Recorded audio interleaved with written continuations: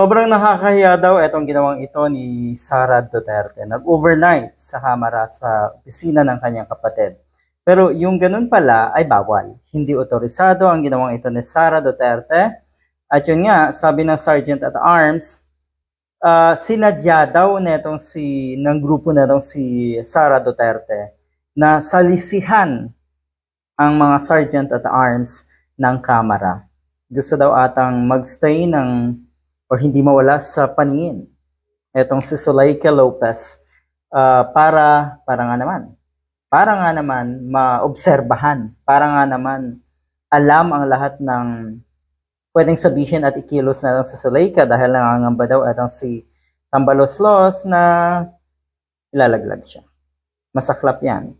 Pero ang punto dito ng mga netizens, talaga lang, second highest leader of the land, hindi mo alam ang batas, ang rule, ang policy, hindi mo kayang sundin ang mga ganito kasimpleng policy? Talagang nagpumilit ka pa. Ang visiting hours kasi ay hanggang 10 o'clock. Tapos itong si Sara Duterte daw ay kunwari nagpaalam na pupunta sa opisina nga na itong si Pulong, yung kanyang kapatid, para magpalit ng damit.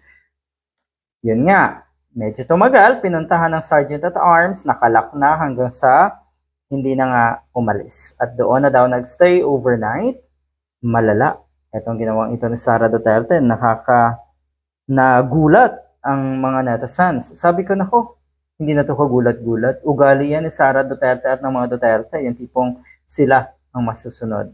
Hindi yan igagalang, walang batas at policy na sasantuhin yung mga yan. Malala, no? Matindi.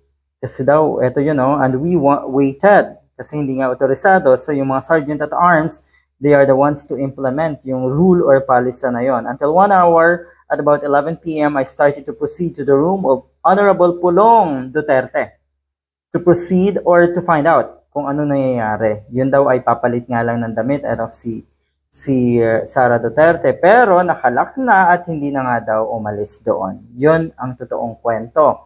Ang inangal-ngal ngayon ng mga netizens, ng mga diehard rather, ng mga DTS, kuno ay napakabastos dahil pinatayan daw ng kuryente or na-cut off intentionally daw ay kinut off yung electricity ng mga buildings sa Kamara.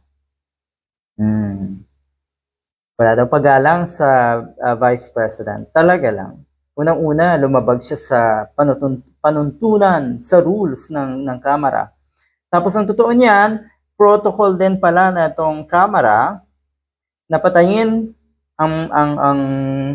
or i-cut off ang power, i-turn off ang power sa mga buildings, lalo na kung long weekends ang mangyayari. So yun. Yan po, may policy. Hindi po sinadya na i-cut off ang electricity doon sa Kamara. Yan kasi ang inangal-ngal ngayon na itong mga to eh.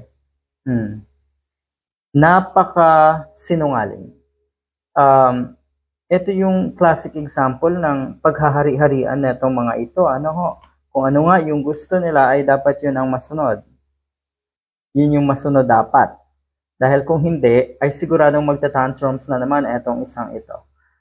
Nakakatuwa lang dahil ang reaction po ng mga netizens dito ay talagang kinukundina etong si Sara Duterte. Dahil alam mo palang bawal. Alam niya siguro na bawal yung mag-overnight yan. Pero nilabag pa rin. Hindi pa rin talaga iginalang. You see? Ganyan po ba ang gusto nating maging presidente? Na ni minsan ay hindi nirespeto ang batas, ang mga pulisiya. Ayan. Good luck na lang po sa mga diehard na hanggang ngayon nagtatanggol pa rin dito sa tambaloslos na ito.